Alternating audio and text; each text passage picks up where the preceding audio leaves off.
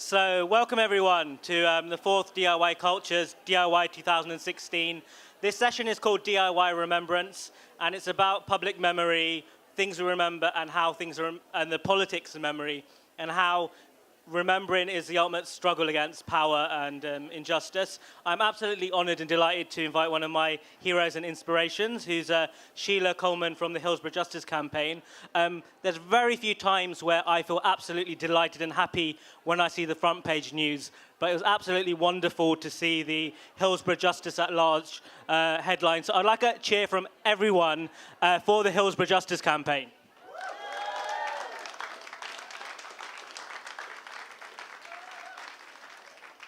So for anyone fighting the British state and injustice who wants to be inspired by perseverance, pretty much the political event which this festival came into being and which politicised me and was the imprisonment of my brother, who was detained without trial or charge for 6.5 years before being extradited to the United States under the War on Terror. And he's now home and free and wandering now and volunteering at this festival.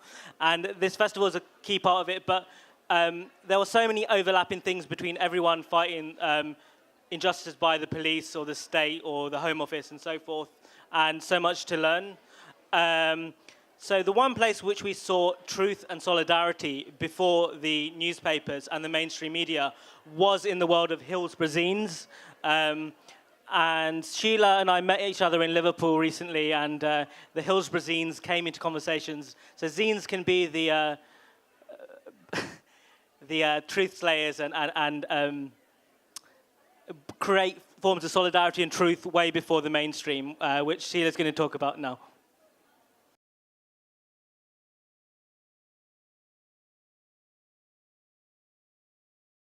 I'd just like to speak about the value of alternate forms of media, because we go back 27 years after Hillsborough, and initially the newspapers, the sympathetic ones, so-called on a local level, were emotional around losses, the deaths of 96 people at Hillsborough.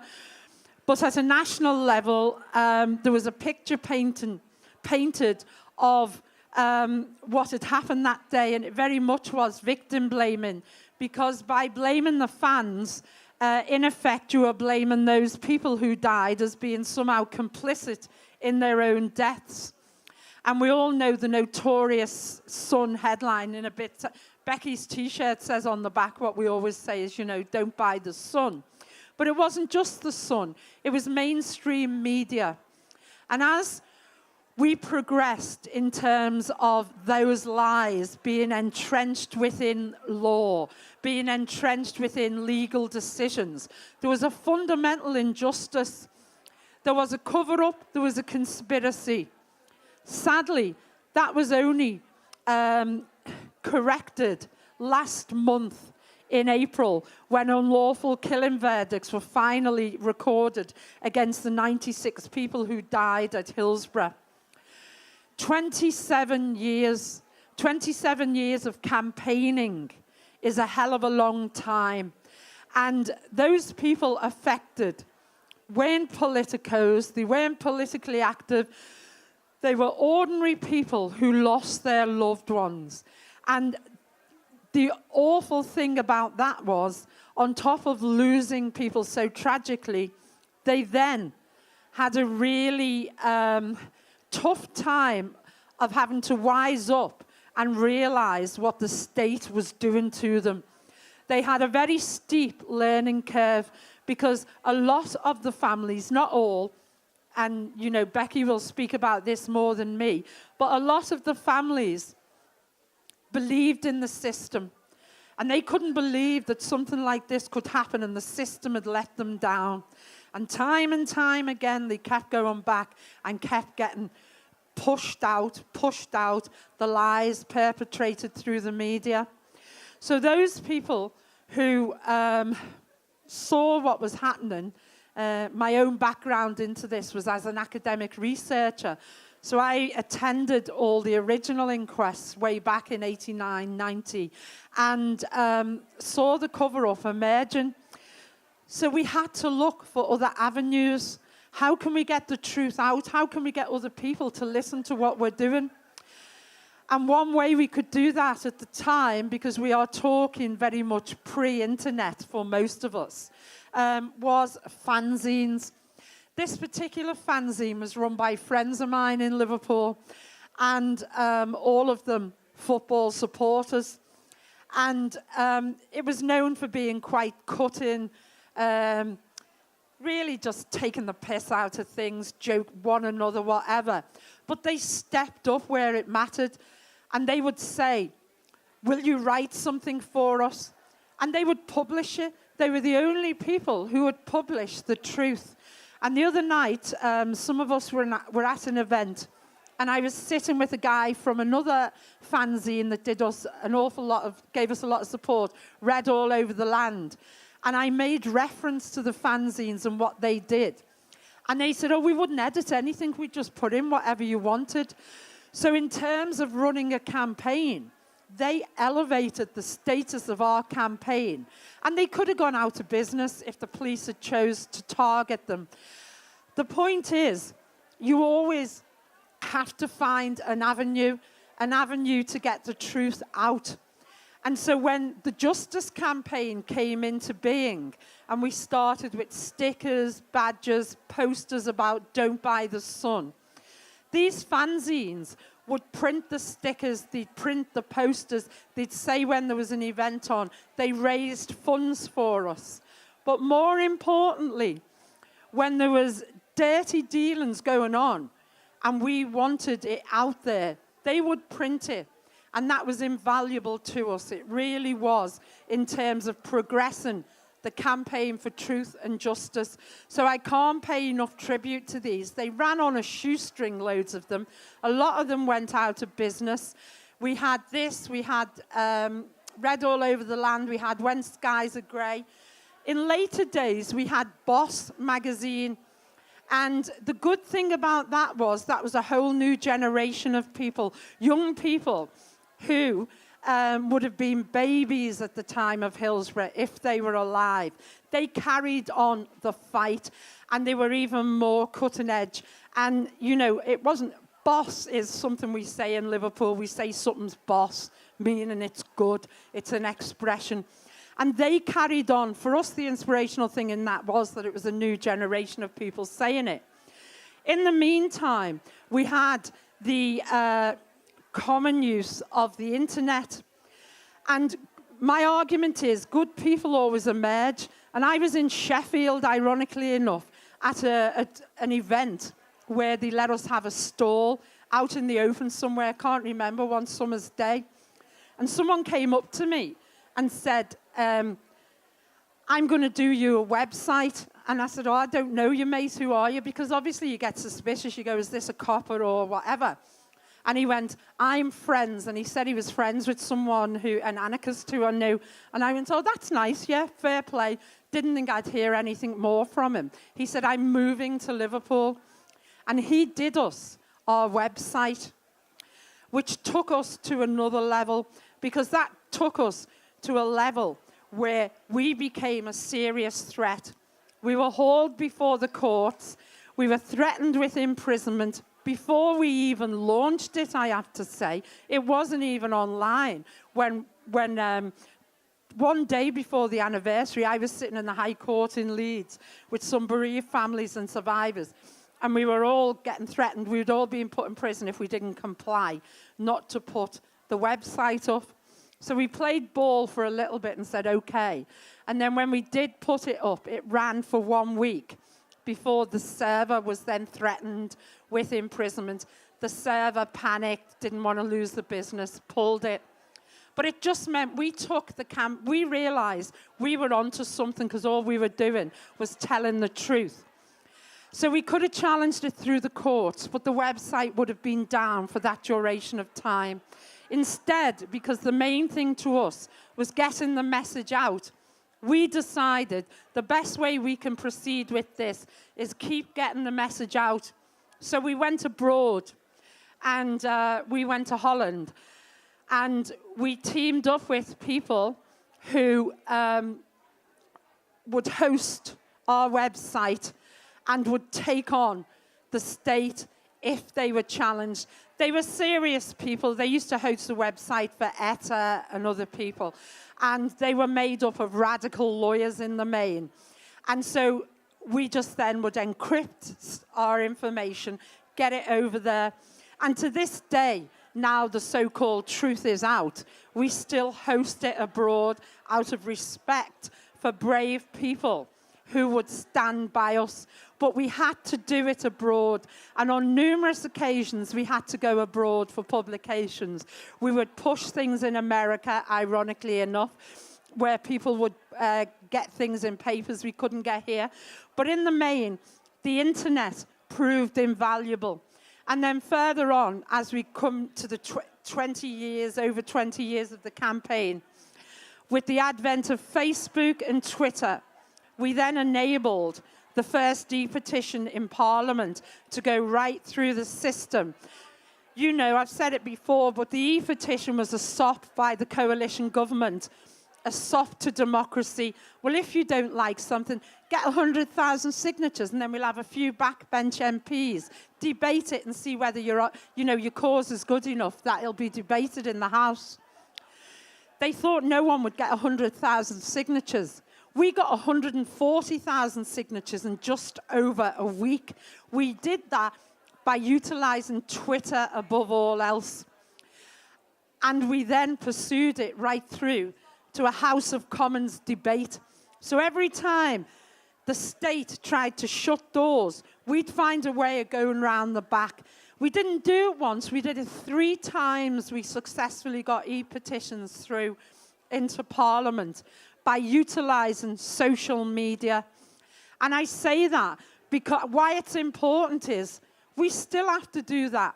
We might be further down the road than other people here who might be involved in campaigns, but you will be having the same restrictions imposed on you. You know, why didn't I know anything about Hamja's brother, Tala? I'm actually quite political. I read a lot. I didn't know about him for a long time. It's not newsworthy. It is newsworthy, but not mainstream media.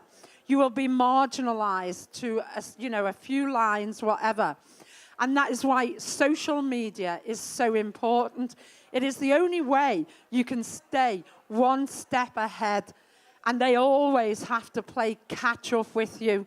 And so I can't. And I was dragged kicking and screaming into the new technology by my own son, who said, you're missing a trick, not using this. And he was spot on. But other campaigns, you have to now, because we do read so much online. And we now know, because it is out there, that mainstream media, they control the narrative, or they attempt to control the narrative. Social media gives us the opportunity to take that control back and control it ourselves. And we maintain a boycott of the Sun newspaper in Liverpool and Merseyside. And we are looking to basically reactivate our campaign in terms of making that a bigger campaign. We've successfully done it for years. But in other places, people do still read the Sun. You do see it in shops, etc.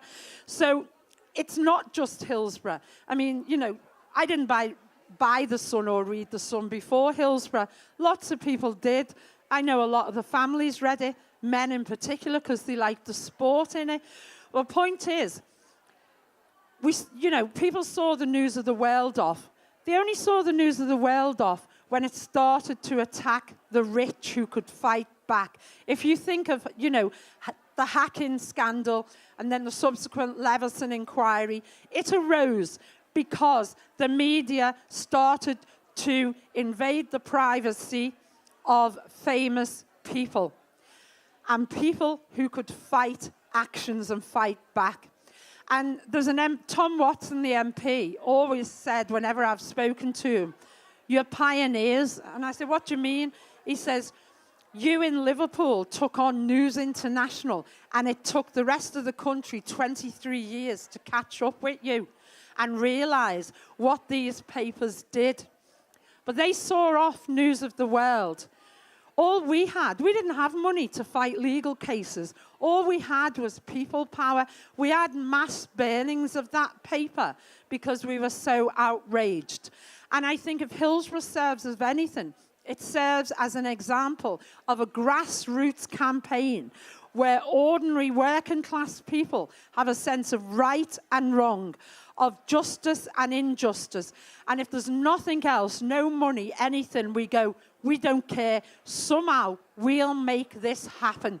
And we did. When we were in court last month, we were vindicated 27 years. But that doesn't make us happy. When I think of my own involvement, it makes me very angry and very sad because I know too many people who died along the way. Bereaved families who fought for their children, neglected their own health, and died prematurely of diseases that could have been helped had they got treatment in time. Survivors who committed suicide because they couldn't live with the guilt of being blamed for killing fellow fans. So whilst we welcome the verdict, nevertheless it made us angry at the life taken, the lives taken after Hillsborough and what people had suffered. And the newspapers and the media played a big role in that. And so I suppose the moral of all this, and I don't want to speak too long because I know Becky and others are going to speak, but the moral in all this is never underestimate the value of, you know, little magazines, fanzines, whatever. There are a couple of quid. That's where you'll find the truth. That's where you'll find the stories that won't get into mainstream media until they're on a safe bet. Now, the media are falling over themselves to write about Hillsborough. Everyone was there. If you listen to people saying they had experiences of what they did, we know who did things. And when when you're becoming successful in a campaign because the MPs try to take it over. And they don't only take it over for their own electioneering purposes.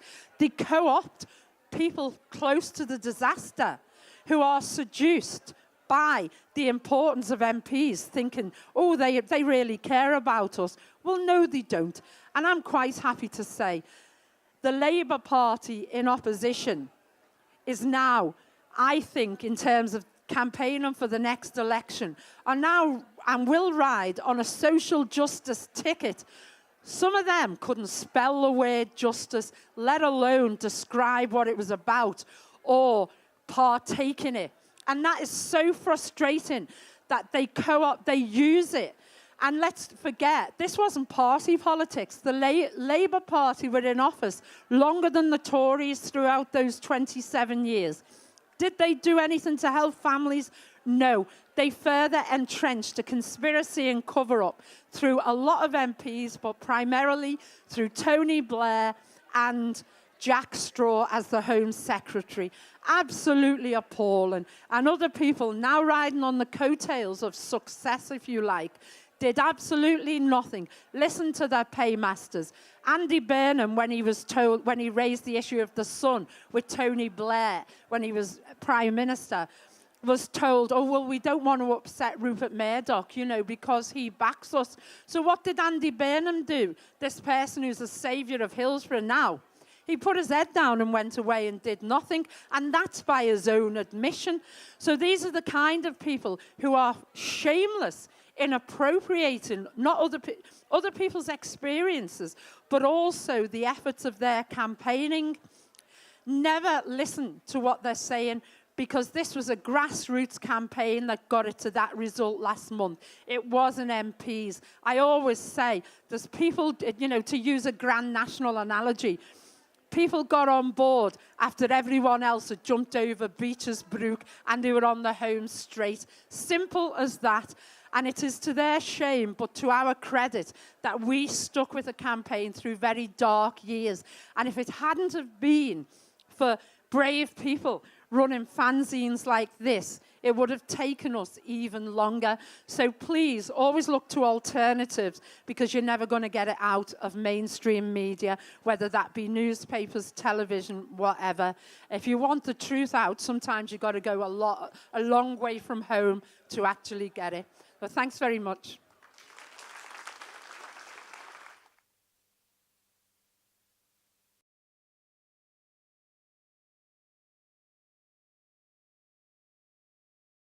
The Hillsborough families have been through unimaginable trauma for 27 years and still emerge as inspirational fighters for justice. So to welcome, and I want a big cheer for all the Hillsborough families, since the crowd is bigger now, to welcome Becky Shah, an inspirational fighter for justice.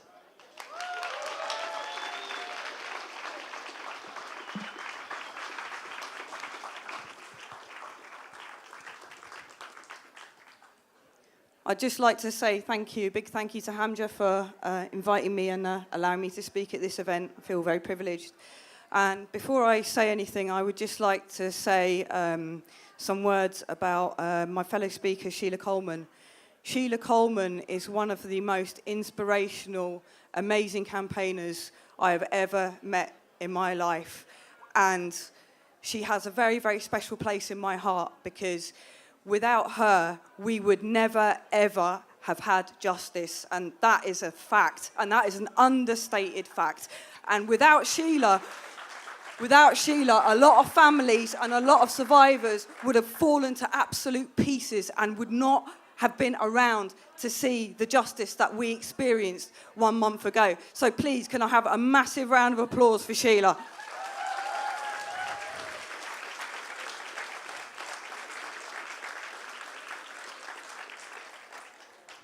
27 years ago, my mum, Inger Shah, my 13-year-old brother, Daniel, and my friends, including my friend Marion McCabe, who was 21, went to a football match in Sheffield. It was the FA Cup semi-final between Liverpool and Nottingham Forest. A huge, huge match.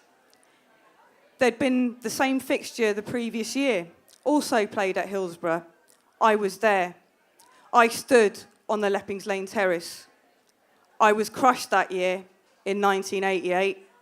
That was the year a near disaster was averted. The Hillsborough Independent Panel report reported in 2012. There was a near disaster in 1987, and there was a near disaster in 1981 when 30 Spurs fans were injured. In 1989, I could not get a ticket, so my mum and my brother went. And I was watching at home, I was watching Grandstand, and I was looking out for the score coming through from Hillsborough. And I turned on my television, and what I didn't realise was, when I turned on that television, my life would change beyond all recognition. When I turned on the television, I couldn't believe what I saw from the very start. I saw people walking on the pitch, but this was no pitch invasion. I knew that straight away. It was surreal. People were walking very slowly, and it was obvious that something was very wrong. Reports started to come in. 5 people had died, and I started to panic. They said that people at the front were hurt, and I knew my mum would be at the front because that's where we were the year before. And I could see more and more people in trouble on the pitch, more and more people needing medical assistance. And I was really, really frightened for my family. But as I'm watching, and as the rescue effort is underway, well, some rescue effort, the fans did most of the rescuing. From what I saw on the television, some of the police made an effort to help, but a lot of them stood there with their hands in their pockets, making needless lines across the halfway line, in case hooligans that weren't there went and started trouble. And then the reports started to come in about the cause of this disaster. The cause was blamed squarely on the fans by the match commander and the Football Association, who basically shamelessly repeated their lies word for word without question. And the lies were that a drunken mob had stormed an exit gate outside the stadium, burst in, and crushed the fans on the central pens. They were drunken hooligans. But I couldn't understand this because what I saw on my television screen was completely different. What I saw were fans helping other fans. I couldn't see any drunken hooligans. I couldn't see people who were too drunk that they couldn't carry advertising hoardings, that they couldn't help their fellow fans on the pitch. And the lies continued throughout that night as I'm watching the television about fans outside behaving appallingly, being non-compliant, giving the police a hard time, none of which was actually true. And all of this was being said while the bodies were still warm, while people were still alive. And more people died because there were lots of ambulances, dozens of ambulances, parked outside Hillsborough, but the police said to the ambulance drivers, you can't go in there because they're still fighting. There was fighting at Hillsborough. There was fighting at Hillsborough. People were fighting for their lives. That's the only fighting that was going on at Hillsborough. And in the days afterwards, when I saw the newspaper headlines, most infamously The Sun, I realised that there was this massive cover-up being orchestrated by the establishment, by the police, by the government, by the Football Association, to blame the fans, to take the blame away from themselves. They were calling people like my brother, people like my friends and other fans who had been crushed, had the lives crushed out of them, then went onto the pitch, tore off advertising hoardings and went and saved their fellow fans. That they were now being, those very same people were now being labelled literally murderers. People who killed the 96. My brother amongst them, my 13-year-old brother, who when he got onto the pitch, he saw people die that day, he heard people die. He was 13 years old. And he got onto the pitch, and the first thing he did, even though he was worried for his mum, was run and go and grab advertising hoardings and go and help other fans. He didn't find out till 2 o'clock in the morning that his mum was dead. And the police shamelessly allowed him to look through all the photos of all the people who died. He's been traumatized ever since, and he never came back to me the same person. The cover-up continued. And for years we were labelled self-pity city, whinging Scousers, if we dared say a word about what happened at Hillsborough. And I believe this came from the establishment, from the very, very top. And I will stand here and I will say proudly that I think that Margaret Thatcher was involved in this cover-up up to her very, very forehead. She must have known. Kelvin Mackenzie, the Sun's editor at the time, was her mouthpiece, was her great ally. Bernard Ingham, her press secretary, said it was a tanked-up mob that caused the disaster, and recently, last month, after the verdicts, was asked if he had anything to say, if he would like to make an apology to the families and the survivors. His response was, no comment. But it's not just Hillsborough. The foundations for Hillsborough were laid 4 or 5 years earlier at Orgreave in the miners' strike, when the police and press lied about the conduct of the miners. And the police used tactics that they used at Hillsborough, wholesale collusion over statements, to fabricate stories about the miners And they did exactly the same at Hillsborough. And some of those police officers at Orgreave, or a lot of those police officers, were exactly the same ones who were at Hillsborough. So we can see that Hillsborough is by no means an isolated case, but many of you know that anyway. There have been too many miscarriages of justice throughout British history, too many to mention. And that's why I think it's very important that we connect all of these struggles. Whether that's the injustices that happened in Ireland, with Bloody Sunday, Birmingham 6, that was West Midlands Police Force again. The police force that investigated Hillsborough, West Midlands Police Force. The most corrupt police force in England at the time, and they were given the brief of investigating Hillsborough. Why was that decision made? To cover up, and it came from the top. And that's why it's important that I get involved in other campaigns to show solidarity. So I do a lot of stuff with deaths in custody and stuff with the minors. And hopefully one day, all of these struggles will also have their day in the sun and have justice like we had justice. But in the words of one of the deaths in custody families, anything that the state gives you is so bittersweet. And that's because we had to wait 27 years. And yes, the truth is out there now. But as Sheila said, there are too many people who are not here to have seen that.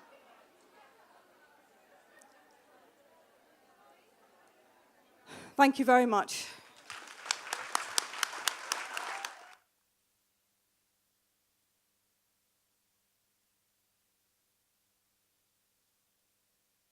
Our next speaker is going to talk about how he's part of a campaign called Grunwick 40. It's going to talk about how we can use community building, creative arts, and sort of handcraft, and to memorialise this sort of this landmark in the fight against the British establishment. All right. I'm going to start with a quote. What you are running here is not a factory, it is a zoo. But in a zoo, there are many types of animals. Some are monkeys who can dance on your fingertips. Others are lions who can bite your head off. We are those lions, Mr. Manager. Those were the words of Jaya-Ben Desai to the management of the Grunwick factory when she protested at poor-paying conditions and was then sacked for asking to join a union back in 1976. What happened after that was one of the longest and most important disputes in the history of trade unions and in the history of black workers in Britain. The strike lasted almost 2 years, and it led to some of the biggest mobilisations in labour movement history. So this year, on the 40th anniversary of the strike, we, Grunwick 40, are unveiling a mural, an exhibition, and holding a series of events in remembrance and in celebration of Jaya-Ben Desai and the heroes of Grunwick. So what was Grunwick about? Grunwick was a small photo processing factory in a residential back street in Willesden. Back in the days before digital cameras, you'd put your little canisters of film into those brightly coloured envelopes that were everywhere in airports and in chemist shops, and then get your photos back a few days later. Well, that was what Grunwick did. They processed those pictures, and during the high season of the summer, they worked under incredible pressure in what was described as Dickensian conditions in order to complete those orders in a very long, hot summer of 1976. Now, the management of Grunwick had deliberately employed a large number of Asian women, mainly from East Africa, because they believed that they would accept low wages and poor conditions without complaint. In that, they really couldn't have been more wrong. And the Grunwick strike was a seminal moment both in anti-racist and trade union history. Why? Because the story of Grunwick is a story of solidarity, and it was a solidarity that had never before penetrated the trade union movement when it came to black workers' struggles. At Imperial Typewriters, 2 years before, trade unions had supported and defended the management practice of paying Asian workers less than white workers. And that meant that black workers were not just fighting racist management, but they were also fighting racist trade unions who had bought the myth that immigrants were depressing wages and conditions. That meant that throughout the 1960s and the 70s, there were countless strikes by black workers that didn't get support of the trade union movement. Black workers were not interested in playing by the rules of racist trade union bureaucracies. And if those trade unions were not prepared to support fights against racist managements, then those workers would look to those campaigns and conduct them by themselves and look to their own communities for support. And the reality was, at that time, was that black workers were proving themselves to be the most militant sections of the working class. Yet Grunwick was different. At Grunwick, we saw mass mobilisations of the entire trade union movement. And there were dockers who just a few years earlier had been marching in support of Enoch Powell, who came out in support of the Grunwick women. Miners who travelled from the north of England. Postal workers voted to cut off supplies to Grunwick. It was at Grunwick that for the first time, black workers were seen as an integral part of the working class. The Grunwick workers opened people's eyes to the way that racism operated within the working class. Now, that mass mobilisation of workers petrified the state, and it petrified the Labour government. They responded by sending in a special patrol group, a very elite police squad, to crush the strike. It also terrified the trade union establishment, who eventually withdrew support for the strike. So the Grunwick workers, in the end, after 2 long years, didn't achieve their goal of union recognition. But despite that, there's still a lot to celebrate. Picture the context of 1976. At the beginning of the year, you had what was termed a Malawi Asian crisis, when day after day you had newspaper headlines full of scare stories about a new group of immigrants, a new horde of immigrants coming into swamp our cities. The National Front were gaining their highest ever popular vote in any elections, and they were organising strongly within workplaces. Just a few weeks before the Grunwick strike started, down the road in Southall, you had the racist murder of a young Sikh schoolboy, Gurdeep Singh Chugga, who was left lying in a pool of his own blood on the roadside. And amidst all of that horrendously racially polarised environment, Grunwick was quite unique in that it brought black and white together in a very militant fight for the rights of black and white workers. As well as that unity and solidarity that we saw at Grunwick, part of the legacy was that the myths and the stereotypes of Asian women as docile and submissive were shattered. The images of Jaya Ben Desai on that picket line in her sari and her union armband are unforgettable. When I saw those images for the first time, which was some years after the strike had ended, they had an incredibly profound effect on me personally. And it was partly the power of images of Grunwick, just like this one, that led us to the idea of creating a commemorative mural this year to mark the 40th anniversary of this strike. So, where the Grunwick factory used to be, right next to Dollis Hill Tube Station, is now a block of flats. I'm sure that won't surprise you to hear that. On the side of those flats, there's a small plaque. It's high up, hidden away, doesn't face the road. Unless you were looking at it, you'd never know it was there. You can see from the angle that I took that photograph how difficult it is to actually see that plaque. And because Grunwick is now something that's only remembered by older members of the community, we wanted to create something bold, something celebratory, but most of all something that would be a permanent public reminder of the unity and solidarity that Grunwick represented. We wanted something that would inspire people today in the way that so many people were inspired by the strike at the time. So we began to look at possible sites for the mural, ended up getting permission to have 2 murals. And the 2 sites are very different spaces. One is on the main road, around 100 yards from the factory. It's a really large space which will be viewed by a lot of road users. The other space is in the foot tunnel at the entrance to Dollis Hill Station, which is right next door to the former factory. And that will be viewed primarily by people on foot. And that means we have the opportunity to play with different scales, making sure the mural is striking from a distance, but also engaging and informative when you get close up. And although it is a historical piece, we also want it to have a very contemporary feel as a piece of modern art that will sit within London. So we began to look at some of the artwork that had been produced at the time of the strike. This is the original strike banner that was very unusual, actually, for a trade union banner. You might recognise it as being based on a Russian constructivist painting by L. Lissitzky.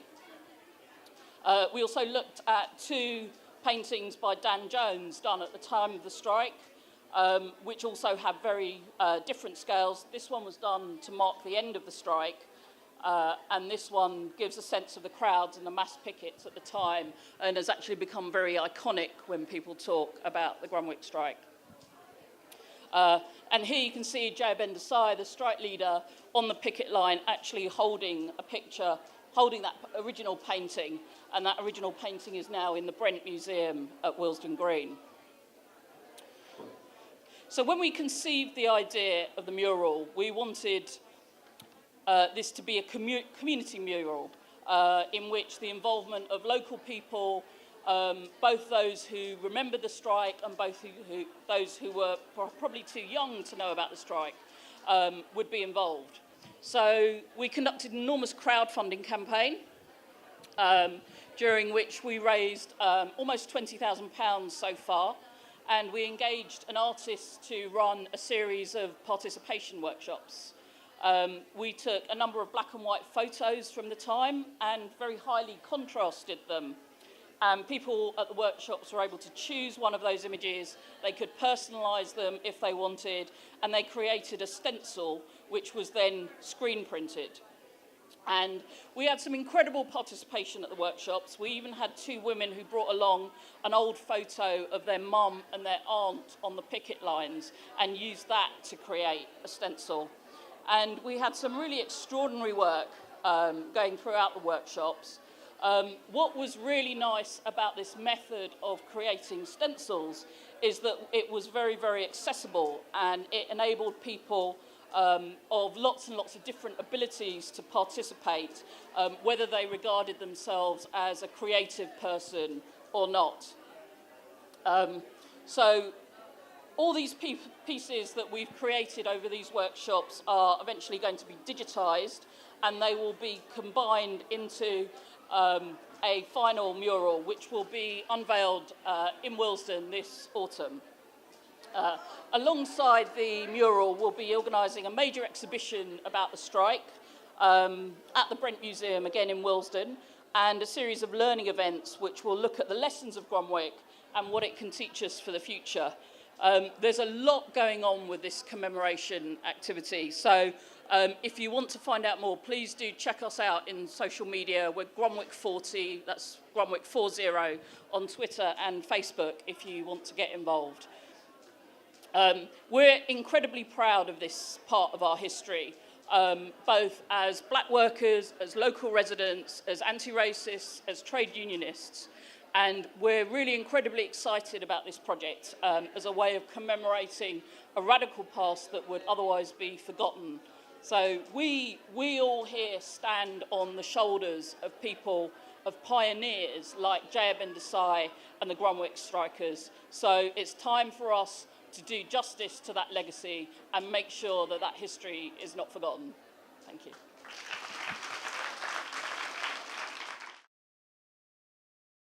The final speaker is Abira Hussein, who recently convened a panel called Healing Through Archives at Autograph. In many post-war situations, there is evidence of a popular concern to restore immediately war-damaged heritage and to revive traditions that before the war had been obsolescent.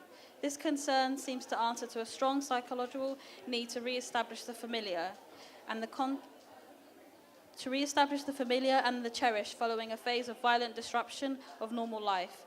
It can be distilled in the concept of a thread of continuity that people search for when the rhythm of everyday life has been shattered.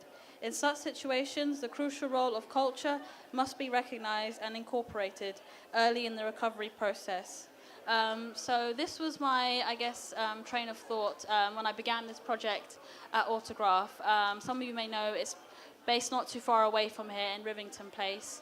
They're currently finishing a 3-year project called The Missing Chapter, which was looking at old archival images that were discovered in public and private archives of black presence or black migration in the UK, and kind of challenging the concept that black presence only began in the Windrush, but actually that we've always been here for hundreds of years, and our history is here if you pay attention. And so I guess when I was looking at these archival images, I was thinking about my own history and thinking about what images I held, and I guess how looking back could provide me some understanding of where I was going. And so I guess I'll just be showing you a selection of images that I've collected so far. This project is very much at the beginning stages, and I'm just looking to hopefully gather more images and stories of the Somali diaspora. The reason why I called it Healing Through Archives was because I guess coming from the diaspora, I feel like there is a lot of trauma associated with coming from a refugee community. Being Somali as well as living in the UK, I feel like I'm straddling two identities, neither comfortable in either, and trying to find, I guess as they call it, a third space where I can integrate both cultures that have played an integral part of who I am. I've never been to Somalia before, but I guess I have a lot of secondhand experiences, and I'm still trying to establish some concrete memory of what it is to be a Somali British person. I guess the archive for me was a way of doing that. As Stuart Hall said, we do not understand who we are until we tell our own stories to ourselves. And I guess healing for me, coming from a biomedical background, as you know, happens in 4 stages. You have the initial trauma that occurs, and the body at that point seeks to stem the blood flow. And I guess that was where the idea was formed from. I guess it's, for me, initially fleeing civil war, I felt this is an act of survival, and reading Warsan Shira's poem, I think demonstrates that. I'll just read you an excerpt of her poem. No one puts their children in a boat unless the water is safer than the land. No one burns their palms under trains, beneath carriages. No one spends days and nights in the stomach of a truck feeding on newspaper unless the miles traveled means something more than the journey. No one crawls under fences. No one wants to be beaten, pitied. No one chooses refugee camps or strip searches where your body is left aching, or prison, because prison is safer than a city of fire. So coming to this country, the welcome was quite hostile, and thinking about the intergenerational trauma that exists for the young child like me, but also my parents coming from, I guess, a place of relative prosperity and then coming to a new land where it feels like the racism is very much entrenched in the system, and their interactions with schools, with doctors, with public services is often quite hostile and quite negative. And then I thought about, well, what happens to those kids that have to deal with that, but not quite understanding that, and having to try to find a home in a place that doesn't quite see them as part of that country. So I think for me, the experience of war is intimately connected with questions of displacement from the home and the land that goes with it. In the beginning, cultural heritage does play an important role in recovery from situations. If the home must be abandoned, what do people choose to carry with them when faced with forced flight under fire to an exile of unknown length? often, I guess, in terms of conflict, people often think about food, shelter, water, and those are the main things that are concerning, because I guess in a life-threatening situation, those are your concerns. But often, cultural restitution doesn't play an integral role. But for me, I think going back to the rhythms of life is important for one's well-being, and I guess they can't be easily quantified. Medical statistics exist for how many people have been fed, but you can't, I guess, quantify how much, going back to your usual day-to-day routines, what effect that has on your well-being. So I guess for me, I saw turning to the archive as a platform for rehabilitation for a community, a time to go back, to reflect, and to understand, and to kind of go through the debris and the pain of leaving your home and trying to think about a proliferation, a new home, developing a new space, and trying to find a way where you can move on from the trauma and actually try to find roots in this country or elsewhere. So I guess there's a lot of focus at the moment looking at arts and health and how public art spaces can provide the services that public health offers. There's a strong link between cultural placemaking and communities having social and community capital, as well as having spaces they can call their own, where they can initiate projects, where they can tell stories, where they can reflect and try to come to some understanding. So these are some of the images that I collected. I was particularly interested in the period between 1960 and just before the Civil War, after independence, thinking about post-colonial times and what effect that had, and documenting those stories. Because often, having a conversation with someone previously, we do these activisms, but what is the real life effect? What is the real benefit? And if it's not affecting one's health and not really affecting one's educational attainment, because I think sometimes speaking here, I guess I'm preaching to the choir, and often it's important to speak to the people out there that often don't get the chance to really go through these images and get to figure out where they come from. So these archival images were collected from individuals from Mogadishu who came to America and the UK. And so it just shows a time, I guess, that was perhaps a bit more peaceful.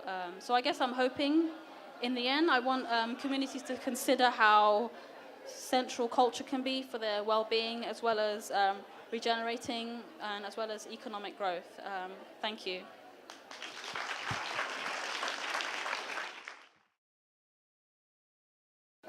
It's just, I thought the other two contributions, aside from Uswe Hillsborough, was so interesting. And the last one, because, I come from Liverpool, where it's a very old Somali community. And, so over generations, I find the differences in terms of, and knowing people, I find what very, very interesting attitudes, and how people, how older generations interact. And I'm old enough to go back to when there was people came following on from the Civil War. And so I found that really interesting. And the Grunwick, I mean, you've both just made me feel really old, really, because I remember the Grunwick dispute. It was absolutely, sort of, as someone growing up, I thought it was so powerful.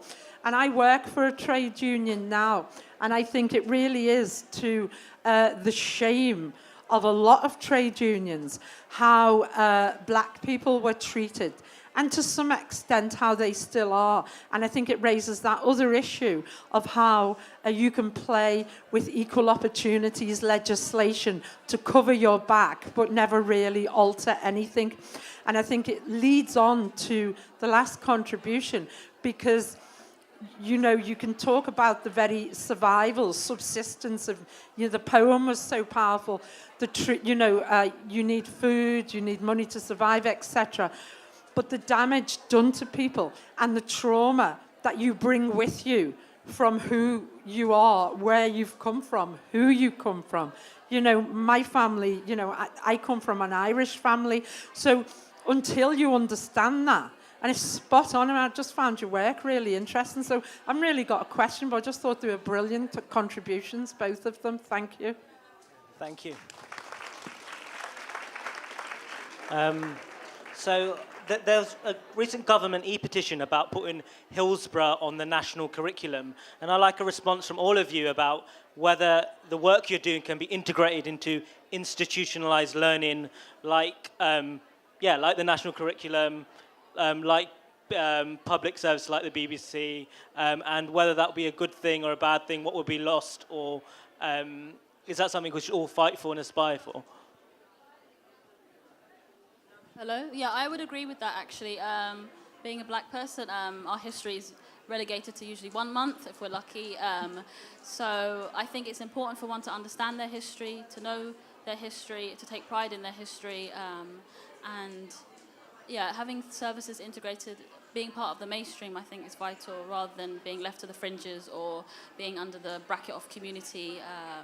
So yeah, public services, I think, is where it should be, and I guess, I think it's important for one's own self-esteem to have an understanding of their history, because I think there's a lot of stereotypes that are passed on from teachers onto their students that I've experienced, and understanding campaigning, and just being able to know that it's been done before, I think is important. But yes, I think the more it's mainstream, the more teachers, public services take on this issue, the better it will be, I think. Just to come back on Hamja's question about curriculum issues, part of the Grunwick project is going to involve taking this story into schools. And again, we're launching it in October, which is Black History Month. And yes, I have huge problems with the concept of a Black History Month, because why is every other single month a White History Month? Why is Black History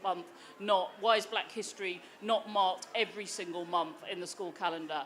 But the reality is, at the moment, is that all we've got to use those ways in that we've got. So part of the project is going to involve taking the story of Grunwick into schools, particularly around Brent, but if you're in a school somewhere else in some other part of the country, then come and see us. We might be able to work with you as well. But really to kind of reclaim those parts of radical, forgotten history, because if we don't do that, then nobody else will.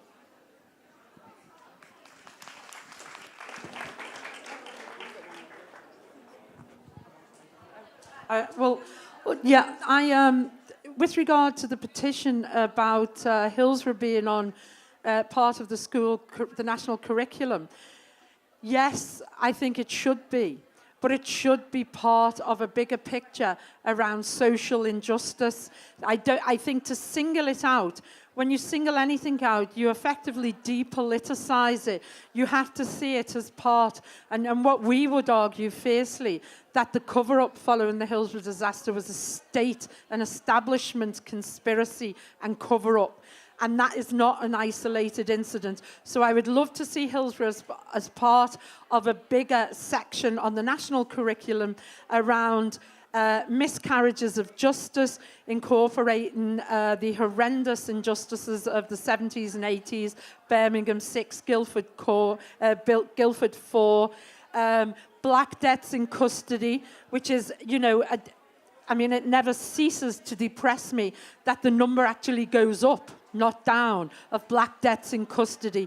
Individual cases, which are, if they don't become part of a bigger campaign, disappear because of the whole weight of the establishment thrown against people, which is horrendous. So I would like it, but within the broader context.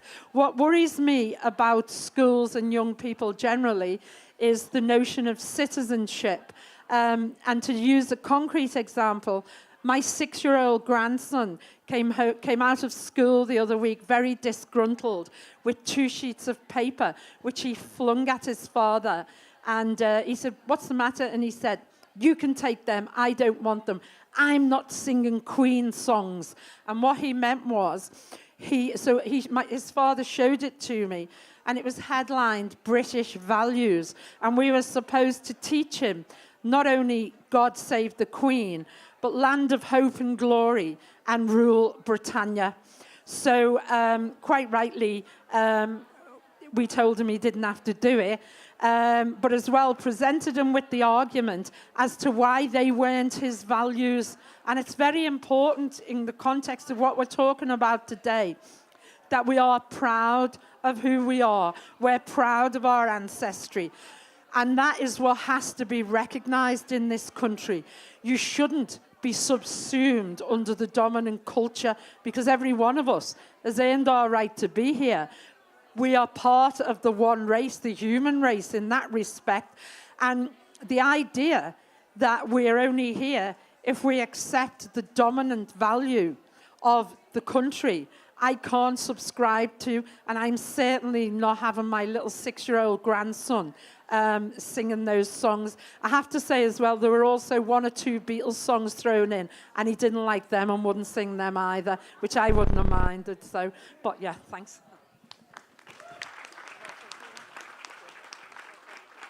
It wasn't until you were speaking just now that it occurred to me how beneficial it would have been if we had not only had that journey, kind of exploring ways of expressing things through drama, but also had like the history department come out of, you know, teaching us about English castles to also teaching us about Hillsborough.